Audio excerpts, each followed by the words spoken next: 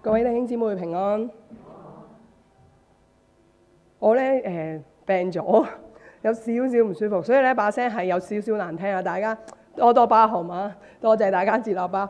咁咧，但係我本身把聲都有啲磁性嘅，只不過而家更磁性啫。佢哋話我係低音高手，但係其實唔得嘅，我唱歌係五音不全嘅。咁咧，大家今日嘅講道經文咧，都係大家熟悉嘅經文咯，嗬？有冇人結婚係用呢段經文㗎？有嘅舉舉手。又冇喎。我又唔知咧。我一輩啦嚇，雖然我未結婚，我一輩咧，我參加咧好多唔同嘅婚禮咧，好多時咧都會喺婚禮度咧聽到呢段經文嘅喎。咁新人點解會揀呢段經文咧？其實好多時候嘅原因就係因為呢段經文好似好能夠講到婚姻裡面咧可以互相扶持啦、相伴啦、合作啦，嗰個美好嘅願景啊！嗬，即係結婚嘅初期咧，大家都係有無限美好嘅想像嘅，都有好多盼望嘅。但係今日咧就唔係婚禮啦，而係主日崇拜喎。咁點解都會講呢一段經文嘅？因為呢一段經文咧講嘅咧真理，其實唔係淨係喺婚姻裡面可以應用，係家庭、工作、教會，但凡有人際關係嘅場景咧，其實都可以應用呢一段嘅經文嘅。咁我哋咧不如先嚟一齊嘅有祈禱嘅時間啦，好唔好啊？親愛天父爸爸，我哋咧要獻上感恩讚美，因為咧你係愛，你對我哋嘅愛咧係永恆不變嘅。我哋要獻上感恩讚美，因為你係嗰位深深明白我哋需要，總係適切回應我哋需要嘅嗰位神。我哋亦都要獻上感恩讚美，因為你唔會瞓覺喎，你係時刻看顧保守我哋嘅神。我哋要感謝你，因為你賜下聖經，你嘅話咧係時常安慰、鼓勵、督責、提醒我哋。你哋嘅話係會陶造我哋嘅生命，係能夠彰顯你嘅榮美。我哋感謝你，求你咧幫助我女兒今日咧能夠咧放膽同埋流暢咁去宣講你嘅話語，清晰講解你嘅話語。願我哋係一同活出你嘅話語，讓愛咧喺我哋彼此當中流動。感謝你聽我哋同心合意嘅祈禱，係奉靠主耶穌基督得勝嘅名求。阿門。今日咧嘅講道經文咧係出自於傳道書，咁係希伯來聖經裏面咧5聖卷之一。猶太人咧傳統咧就係佢哋會喺住棚節嘅安息日嘅時候咧就會喺度朗讀呢一卷書噶啦。咁呢一卷書嘅主題係乜嘢咧？係敬畏神，指咧人如果離開咗神，佢嘅人生咧係會充滿咗失敗啦，同埋悲傷，亦都會冇咗人生原本有嘅意義，即係虛空。書裏面咧出現咗35次虛空呢個詞語。雖然咧虛空呢個詞語出現咗好多次，俾人感覺係咩啊？有啲消極啦、無奈啦。但係咧，其實傳道者咧喺呢本書嘅結尾咧，佢係用個好積極嘅態度咧去作為總結嘅喎。佢話咧，這些事咧都已經聽見了，總義就是敬畏神，謹守他的誡命，這是人所當盡的本分。因為人所做的事，連一切隱密的事，無論是善是惡，神都必審問。傳道者咧係想我哋將盼望咧寄託喺咧獨一嘅真神嗰度，唯有神咧先能夠成全人嘅一切。而虛空咧一個詞語咧都出現咗喺講道經文裏面。我有個習慣嘅，就會邀請咧大家同我一齊咧再讀經文嘅。咁咧不如咧幫我一齊嚟讀一讀咧今日嘅再一次讀。不過我哋淨係讀第7、第8節啫。有請1、2、3。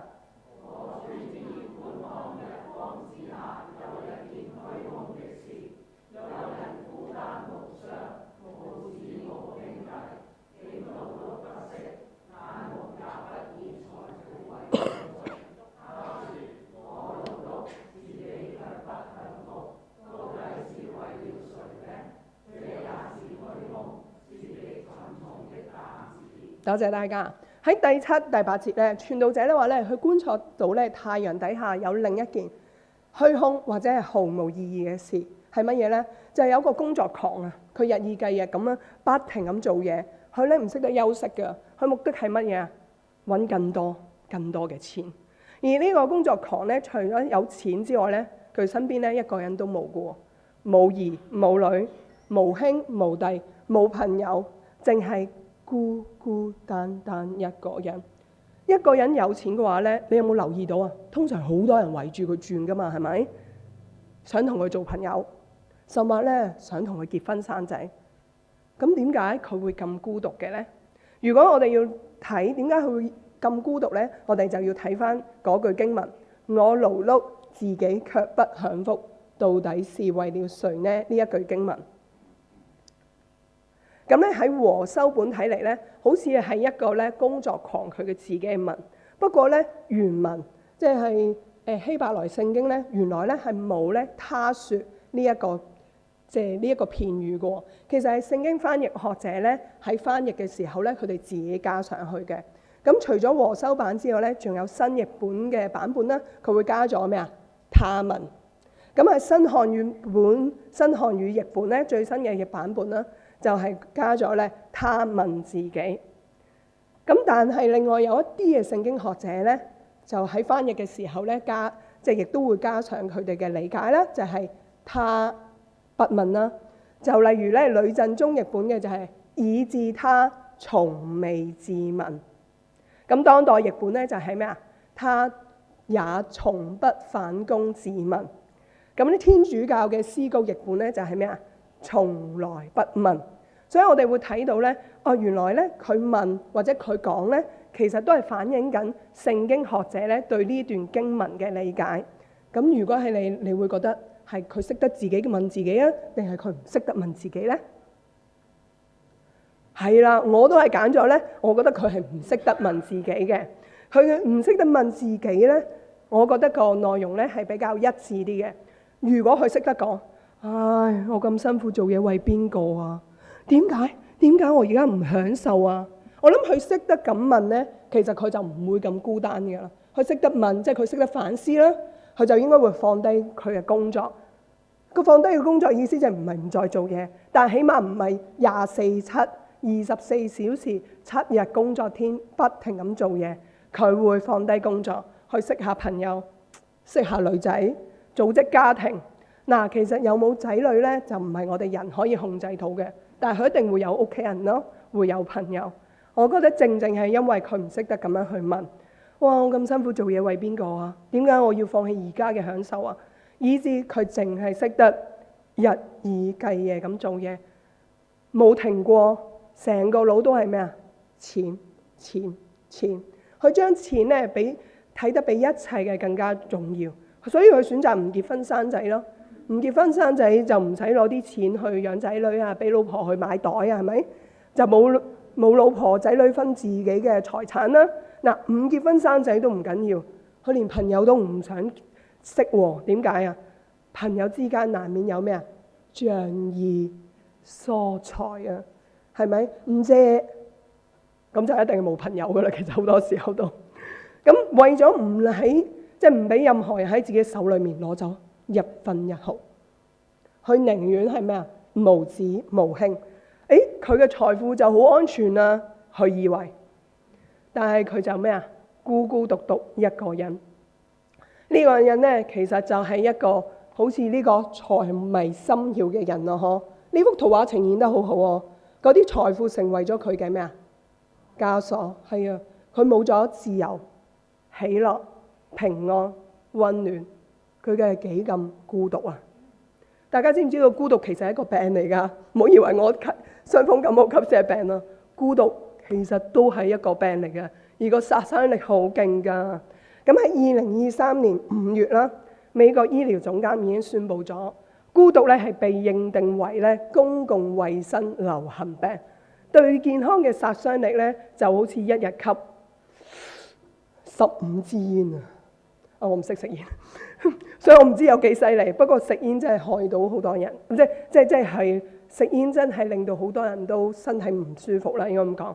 咁孤獨咧，其實會提高咗咧早死嘅機率咧30%，同時會增加咗中風、心臟病、抑鬱、焦慮、失智呢啲嘅風險嘅。如果我哋人際關係差啲咧，原來心臟病啊、中風嘅風險咧係高好多嘅。我哋睇到孤獨嘅禍害係好大喎。大家坐低喺度，你應該覺得自己唔孤獨係咪咧？但係咧，有啲人話咧，佢即使係喺人群裏面，即係好多人喺自己身邊，佢都會覺得孤獨嘅喎。點解啊？因為咧，表面嘅社交嘅互動咧，係冇辦法取代咧真正嘅情感連結。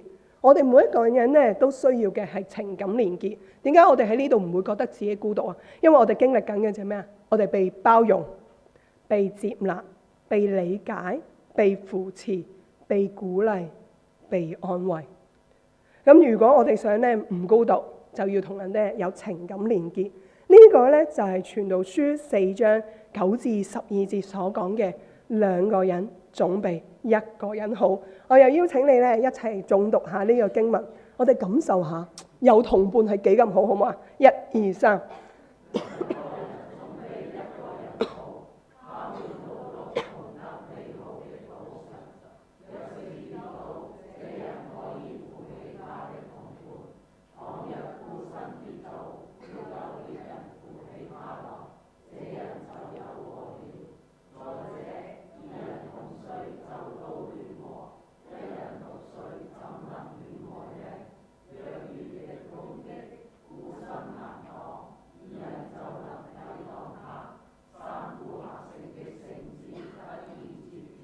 我覺得大家齊聲誦讀真係好好聽啊！咁嚟兩個人咧總比一個人好喎。值得留意嘅係呢度講嘅兩個人咧，唔係指婚姻關係，而係指咧人與人之間可以咩啊？有福同享，有難同當嘅關係喎。咁咧呢個就係上文咧呢個孤獨者咧體會唔到嘅嗰種嘅開心啊！兩個人一齊咧勞碌就同得美好嘅報賞。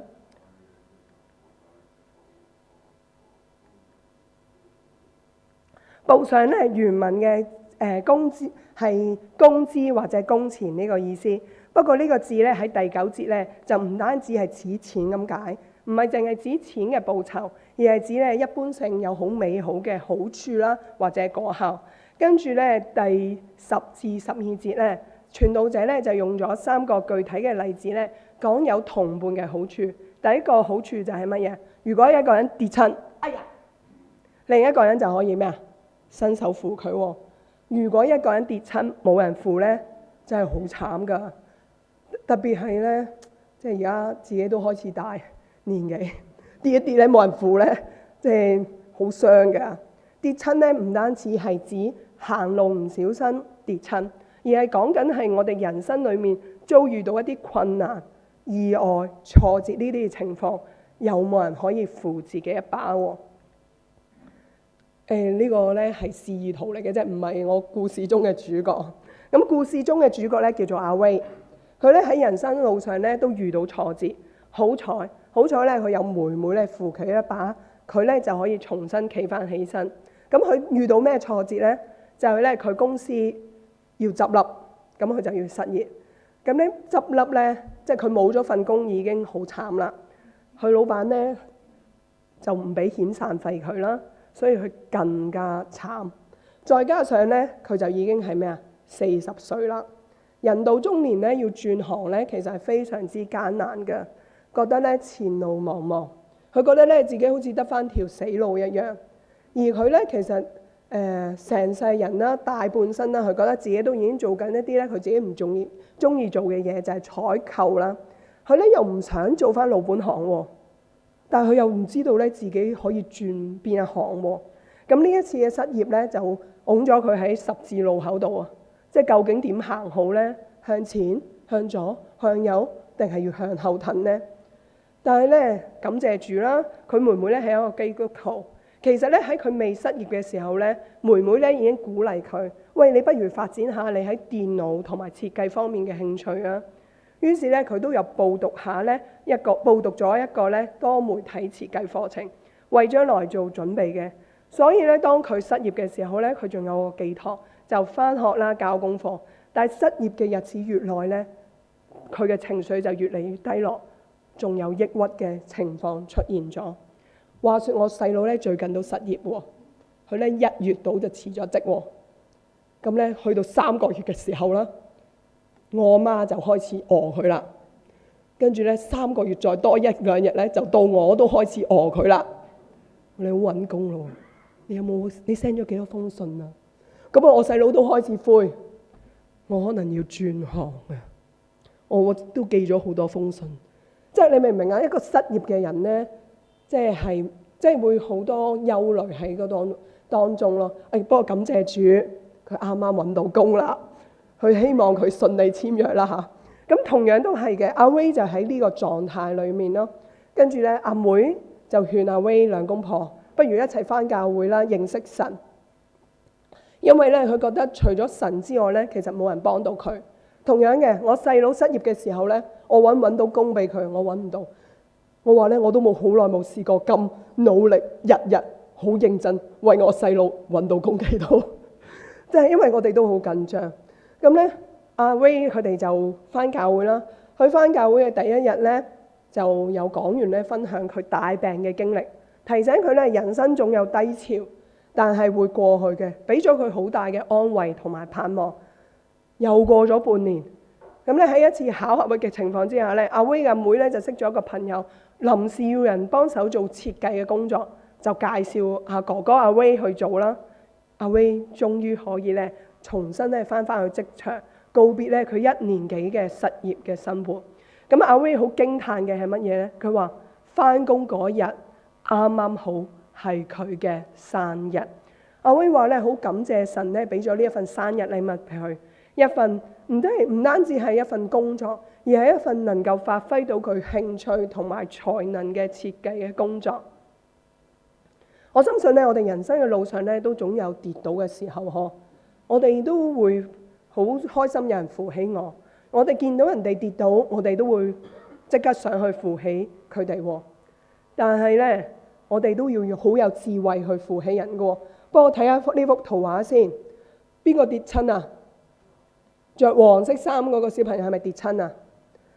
着橙色衫嘅小朋友咧，而家就想扶起咧黃色衫嘅小朋友啦。你估下會發生咩事？係喎，原來會咩啊？一齊跌嘅喎。點解嘅？因為條狗帶仲係咩啊？係啊，纏住咗黃色衫小朋友隻腳喎。即係話令佢跌倒嘅嘢咧，仲喺佢隻腳度。所以如果橙色衫嘅小朋友扶，就會一齊咩啊？跌親咯。咁點樣可以避免咧跌親嘅情況出現啊？第一件事係咪要扶起佢啊？唔係喎，係要咩啊？鬆開嗰條狗帶呵，然後先扶起嗰個小朋友。同樣都係嘅，我哋都要有智慧咧去扶起我哋嘅同伴。我覺得咧頭先阿 Ray 嘅妹咧就係一個好有智慧嘅同伴。阿妹咧，首先係鼓勵咗哥哥阿 Ray 咧發展電腦同埋設計方面嘅興趣。咁喺阿 Ray 咧失業嘅時候咧，佢亦都帶領咧阿 Ray 返教會，認識創天造地嘅主，認識真正能夠幫助到哥哥阿 Ray 嘅主。阿妹係咪隨便介紹工作俾佢啊？我想講，我都有隨便介紹工作俾我細佬啊。我話：去7-11做住先啦，去便利店做住先啦，都得嘅。咁佢唔係咁啦，佢話智慧啦，係介紹讓阿 Ray 能夠發展佢設計興趣嘅工作，從而令到阿 Ray 咧重新站立起嚟。所以願我哋跌倒嘅時候咧，有同伴係充滿智慧咁樣去扶起我哋。願同伴跌倒嘅時候咧，我哋都係充滿智慧咁去扶起對方。跟住咧，我哋就睇下咧，傳道者咧用咗第二個例子，就係二人同睡，彼此都暖和，但一人獨睡，怎能暖和？當時嘅人咧，可能咧因為要收割啊，佢哋就會留喺咧農地度過夜，又可能係因為咧喺旅途裡面咧揾唔到旅店，而要喺荒野度咧瞓覺。澳洲都有啲凍啊，我發現呢個禮拜嚟到，但係其實巴勒斯坦嘅夜晚仲唔凍啊！你諗下，乜都冇。當時候空曠，風一吹，真係冷到咧打晒冷震。我哋咧企到咧有擋，即係冇乜嘢遮擋嘅位置咧，呢度咧風一吹咧，我就即刻好凍噶啦。即係要揾咧有陽光啊，仲要曬住個背脊咧，我就覺得暖啲噶啦。咁咧佢哋冇啊嘛，仲要夜晚冇陽光喎。呢個時候如果有個人同大家一齊瞓，就用彼此嘅體温咧嚟取暖，就會好暖啦。咁我哋人生咧難免都會有呢啲沾寒沾凍嘅時刻㗎嗬。如果有同伴能夠雪中送炭，又係一件好温暖嘅事嗬。唔知大家認唔認識呢一個歌手呢？紫色衫嗰個，紫色衫嗰個呢係衛蘭，可能出名啲。衛蘭佢家姐呢，成日都去內地咧唱歌呢，都出名嘅。咁衛詩其實都係一個歌手嚟過，其實佢事業嘅起步咧都唔錯㗎。但係喺2009年嘅時候2月咧，佢就爆出咗咩啊？吸毒嘅風波。佢喺邊度吸毒啊？喺日本喎。咁喺東京法庭裏面咧，佢就承認自己喺香港帶咗咧16小包嘅海洛因去到日本。佢亦都嗰陣時講咧，哇！佢1年前已經開始吸毒㗎啦，每個禮拜咧食2至3次。跟住咧，法官咧就判佢罪名成立啦。本身咧就判佢監禁2年，不過咧判咗佢緩刑，所以佢可以即係遞解佢出境啦。咁因為佢形象受損啦，唱片公司梗係即刻同佢咩啊？終止合約啦，唔要佢啦。咁佢事業咧同埋人生咧都陷入咗寒冬喎。喺呢個時候咧，就有一個人咧送上溫暖俾佢，嗰個咧就係鄭秀文。我諗鄭秀文就大家應該會識我嗬。咁咧佢阿衛詩咧喺日本翻到嚟香港咧 ，Sammy 就已經即刻打電話俾佢噶啦，關心佢啦，傳福音俾佢。Sammy 咧仲要主動買咗本英文聖經俾佢。嗱，我哋買咗本聖經俾人都好好嘅，但我真係只係送本聖經噶嘛。咁 Sammy 唔係咁，佢會打開本聖經，佢會幫佢間低晒一啲重要嘅經文，適合衛詩嘅重要經文。然後咧帶上去啦，送俾佢，同佢一齊祈禱。咁咧 Sammy 點解咁做咧？喺最近佢哋有一個 YouTube 短片咧，就有分享翻。佢話咧 Sammy 話佢覺得嗰一刻嘅衛詩咧，其實好需要神，好需要神嘅話語去醫治。所以咧，而阿衛詩又講翻佢當時候嘅感受。佢話咧，佢開門咧見到 Sammy 嗰刻咧，佢冇驚，佢都冇尷尬，佢好開心啊！佢話咧，估唔到兒時候嘅偶像會嚟揾自己啦，因為咧佢喺日本翻嚟香港之後咧，佢話身邊好多嘅人咧對佢唔再一樣，佢好快咧好清晰可以分到邊啲真係關心自己，當自己係朋友，邊啲其實根本唔關心自己，唔係朋友。咁除咗屋企人之外咧 ，Sammy 係第一個咧主動關心佢嘅朋友。所以咧，佢好尊敬 Sammy， 而喺佢唔開心嘅時候咧 ，Sammy 都會鼓勵佢，教佢咧積極面對將來呵。對衛詩嚟講咧 ，Sammy 咧就係一個天使。聽到咧衛詩喺人生寒冬嘅時候咧 ，Sammy 為佢咧送上咗溫暖。大家感唔感動啊？我咧就覺得 Sammy 其實真係幾好啊！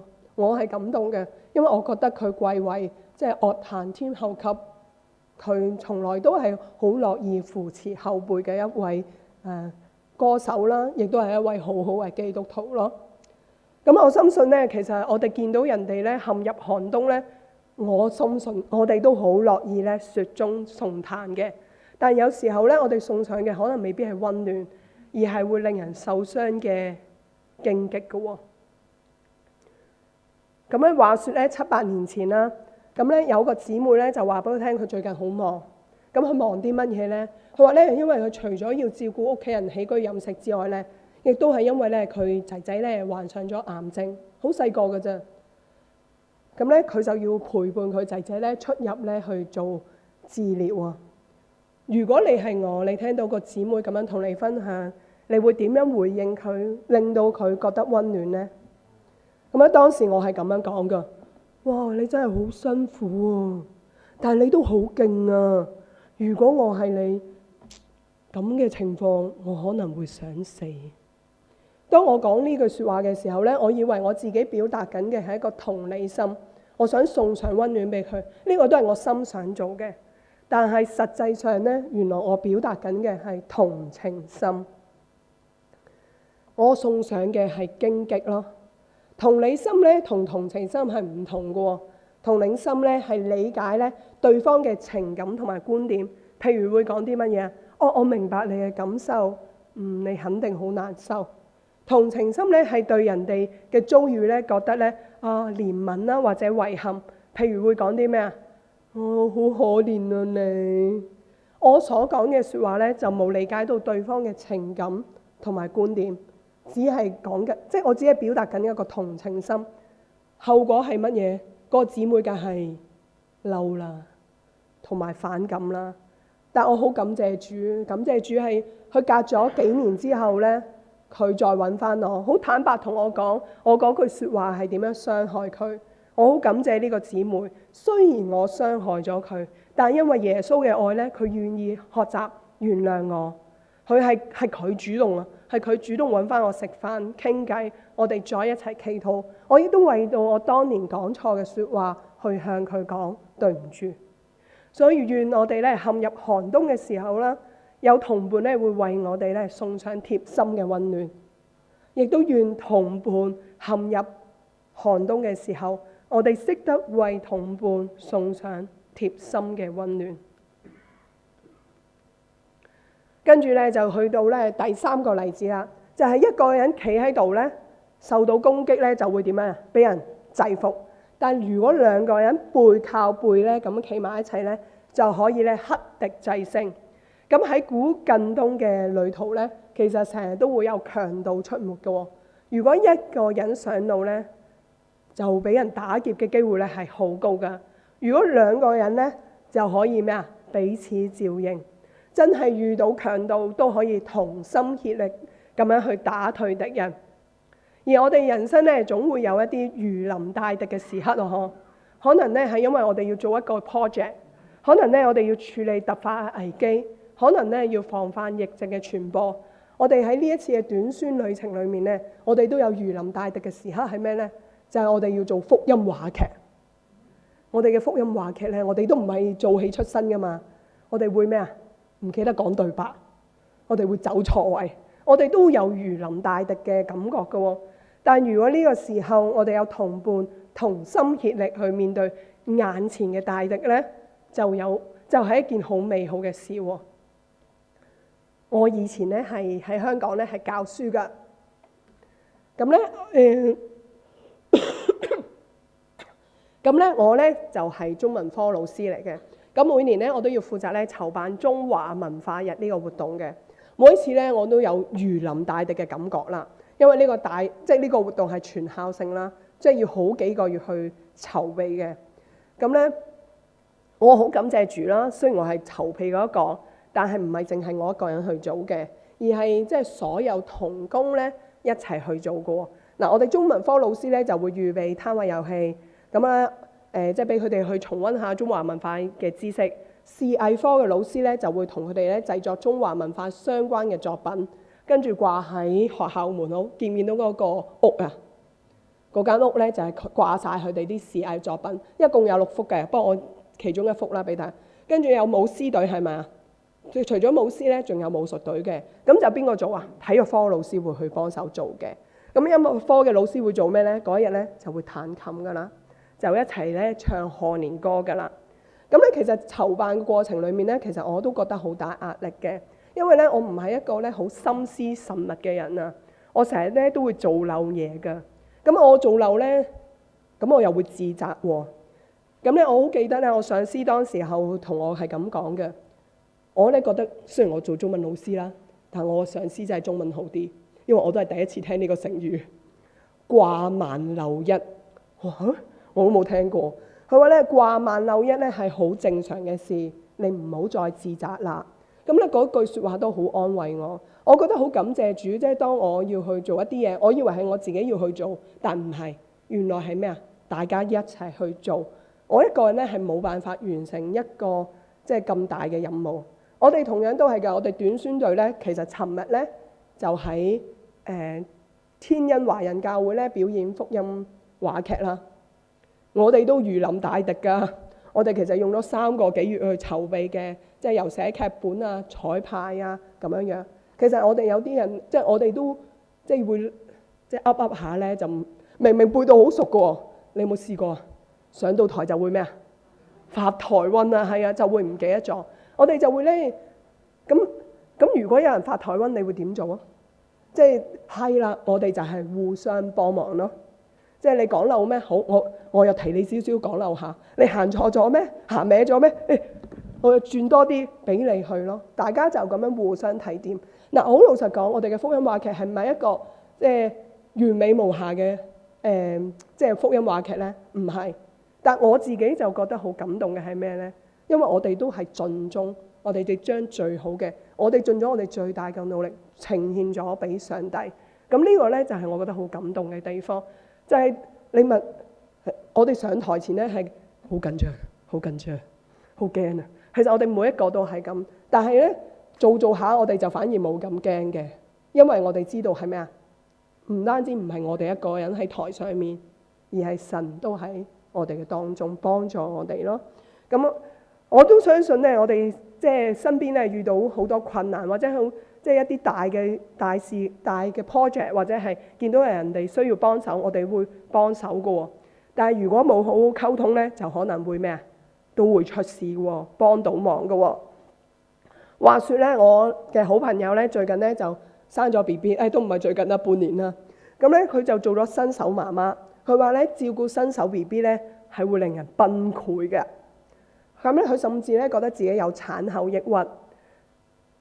咁佢嘅分享咧就令我咧諗起咗一個咧我喺即係嗰啲社交媒體睇到嗰個貼文啦，就係一個媽媽咧，佢因為即係生完 BB 放完產假咧就要翻去職場做嘢啦。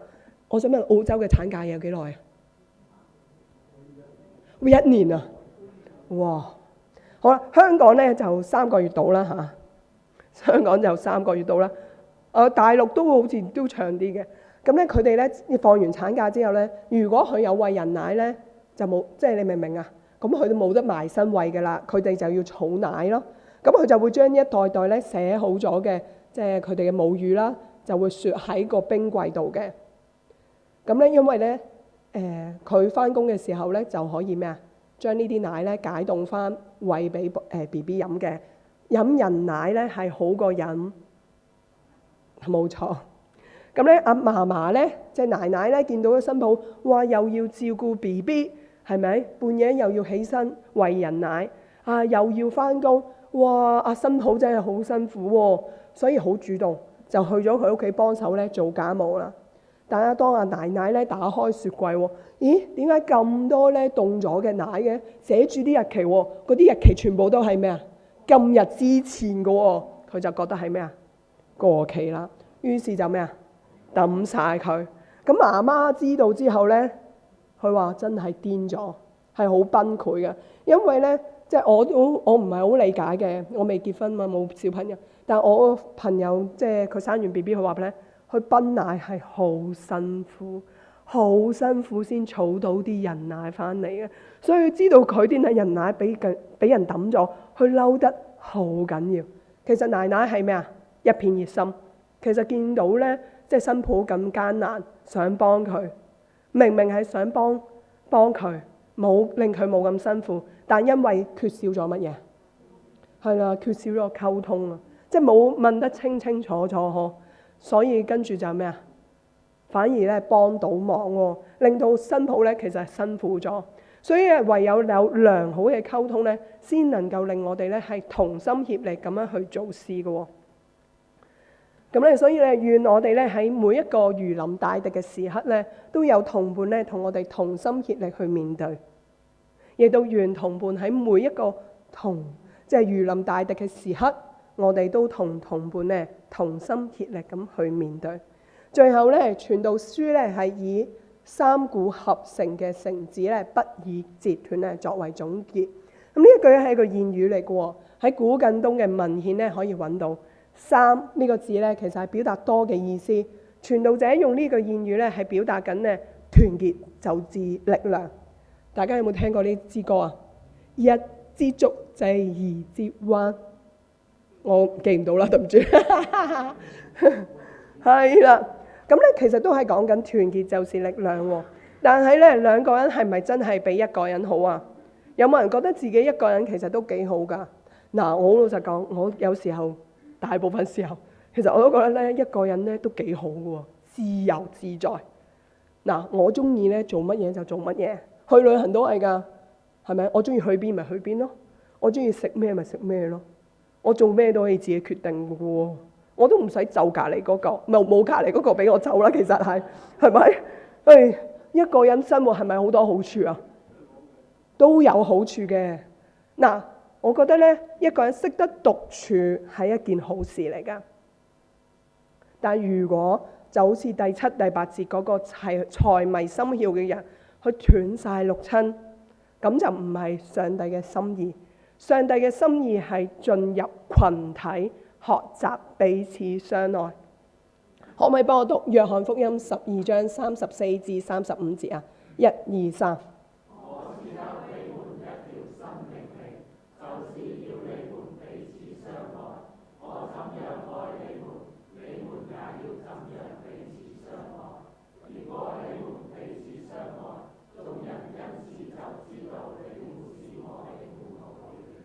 大家咧聽到耶穌講咧呢條新嘅命令彼此相愛嘅時候咧，我哋聽都聽得多噶啦。你而家諗翻起喺你嘅現實嘅生活裏面咧，要實踐容唔容易啊？都唔容易嘅喎。咁咧話説咧，北方咧有個寒冷嘅地方，有一群箭豬咧就又係喎，真係好啱啊！而家澳洲成日都，我覺得都好大風啊！哇！啲風一吹咧就冷到咩啊？打晒冷震。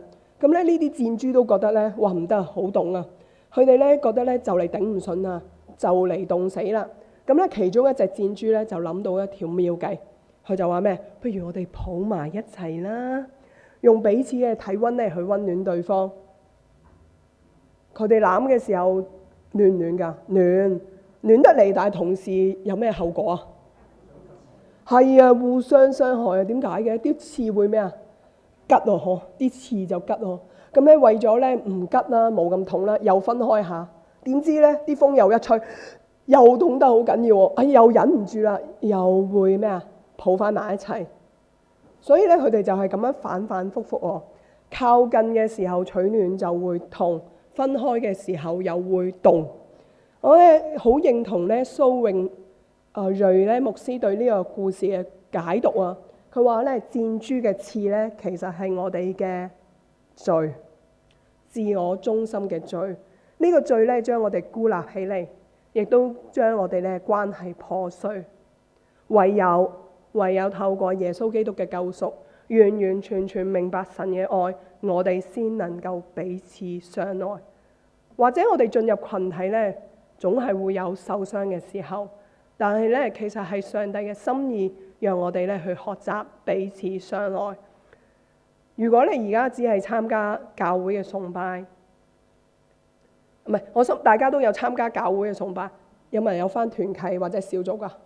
有嘅舉手，冇嘅舉。哇！你哋都好勁喎，好多人都有返喎。係啦，咁我繼續鼓勵你哋咧，繼續喺團契裏面生活，學習彼此相愛，係咪啊？你跌倒嘅時候，因為我覺得咧澳洲都係好溫情嘅。我發現喺呢度咧，成日都好多溫情出現啊！即係你哋團友仔咧，係會好樂意咧，亦都有智慧咁扶起你噶。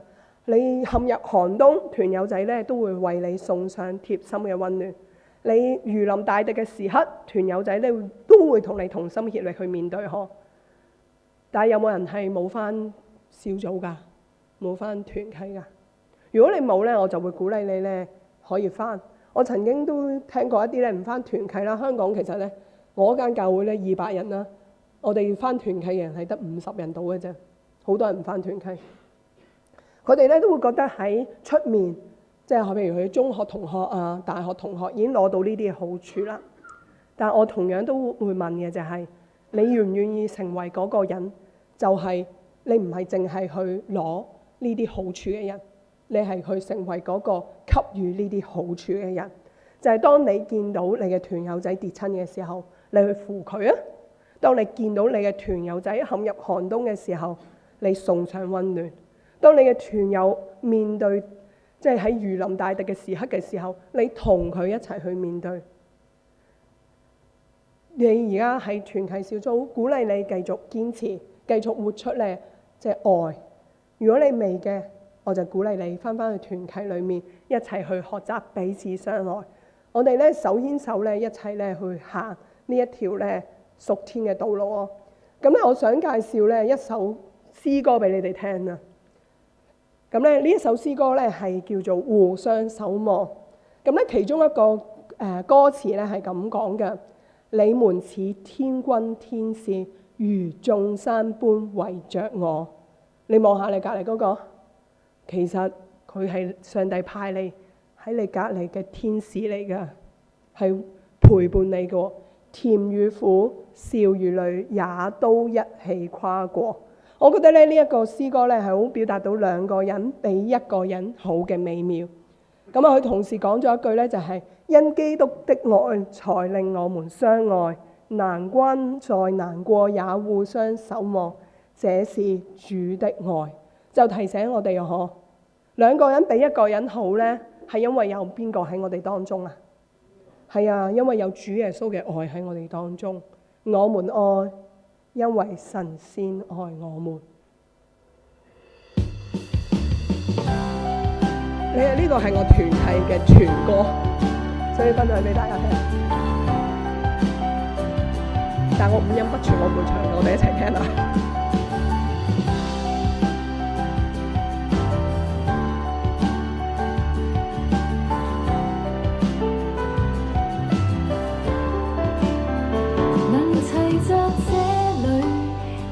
是恩典，同於這刻來到主的寶座前，述說主的一切奇妙作為，同樣生命成為頌讚主的詩篇。你們似天軍天使，如眾山般圍着我，甜與苦，笑與淚，也都一起跨過。因基督的愛，才令我們相愛。難關再難過，也互相守望，這是主的愛。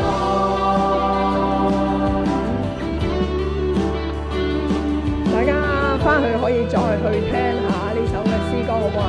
咁因為咧，我哋今日咧仲有一個咧見證嘅分享喎。我哋有請咧我哋元朗浸信會嘅呂嘉怡姊妹咧，佢都會分享下佢哋嘅見證。你俾少少好時間佢，好嘛？我哋俾啲掌聲歡迎佢啊！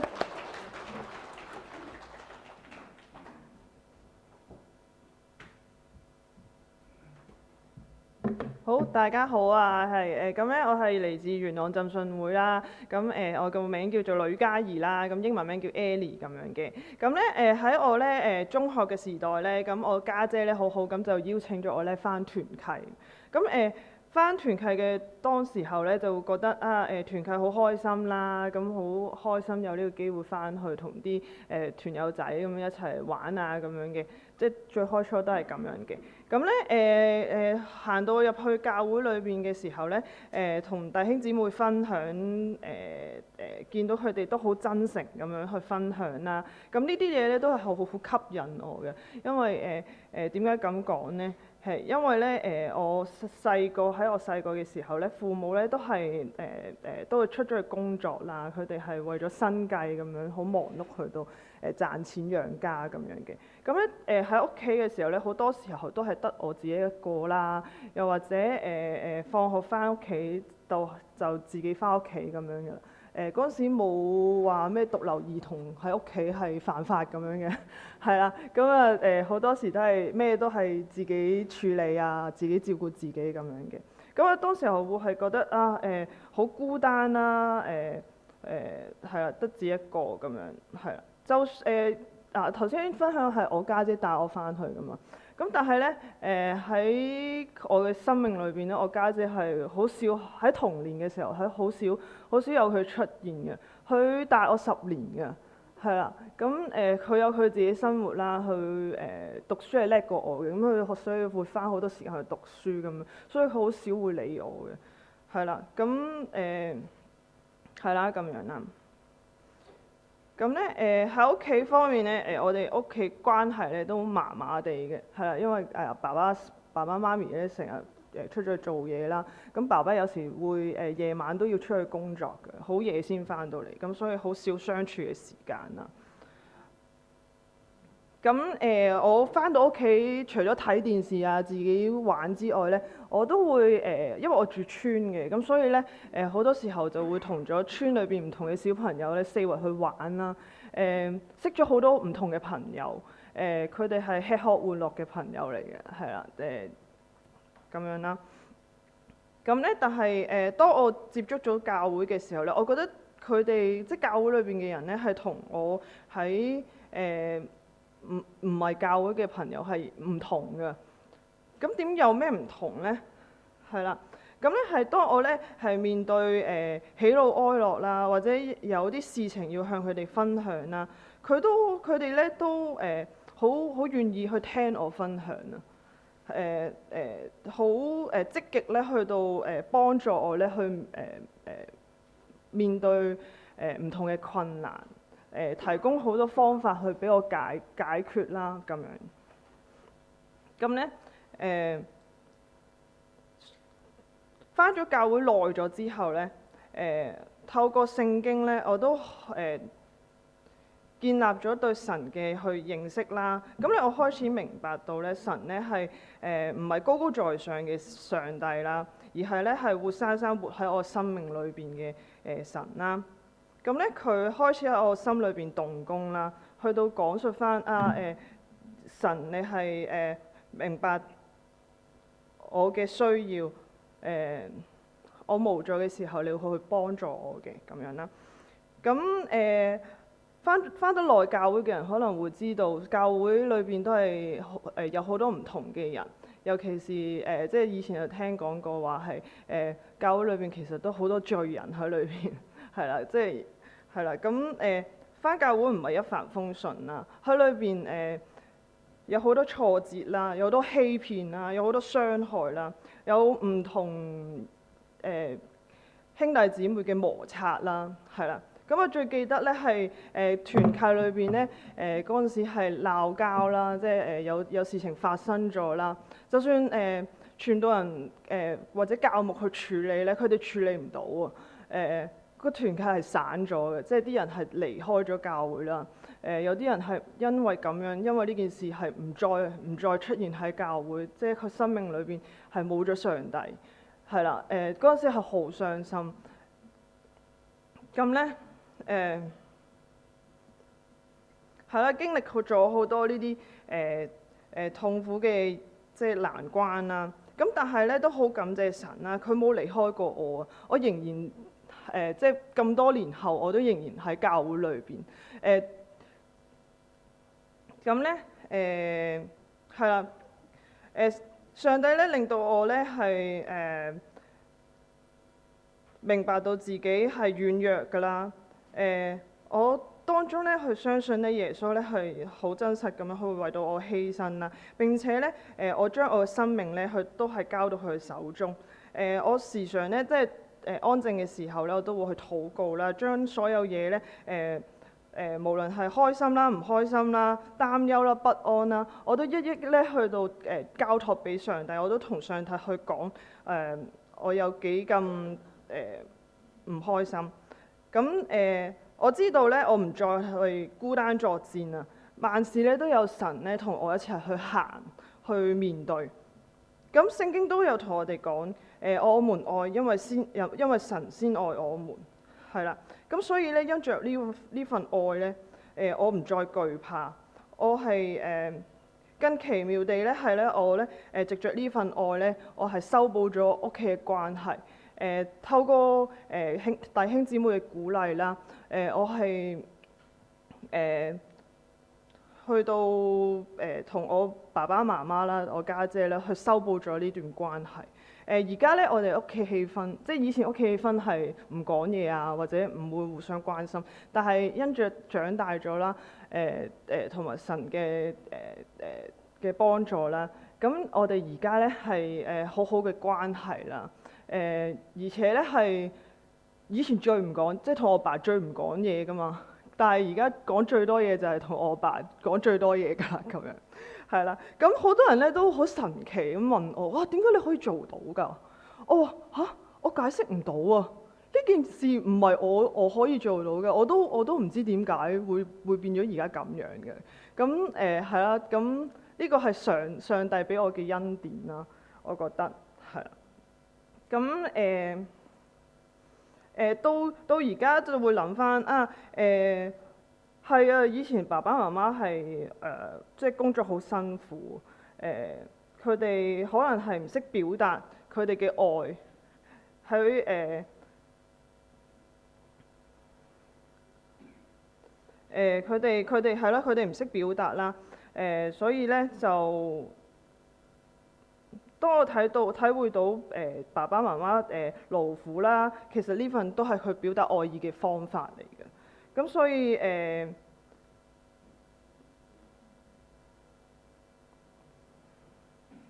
啦，咁我真係好明白神喺我無論係我啦，或者我嘅家庭裏邊啦，都好保守住我啦。咁好感謝上帝啦，去揀選咗我啦，係啦，因為天地萬物都係佢嘅創造啦，佢創造咗我哋啦。我哋即係將生活嘅擔子啊，或者我哋嘅勞苦咧，都交俾我哋上帝啦。咁係啦，即係從上帝去嘅愛裏邊咧，我哋咧就得着平安啦，同埋佢嘅呢份嘅愛啦。咁以上咧就係我嘅見證分享啦。咁咧願咧呢份即係鼓勵或者呢份見證咧都可以安慰各位啦。咁係啦，願所有嘅榮耀啦、頌讚咧都歸於俾都歸俾我哋嘅上帝。係啦，感謝主。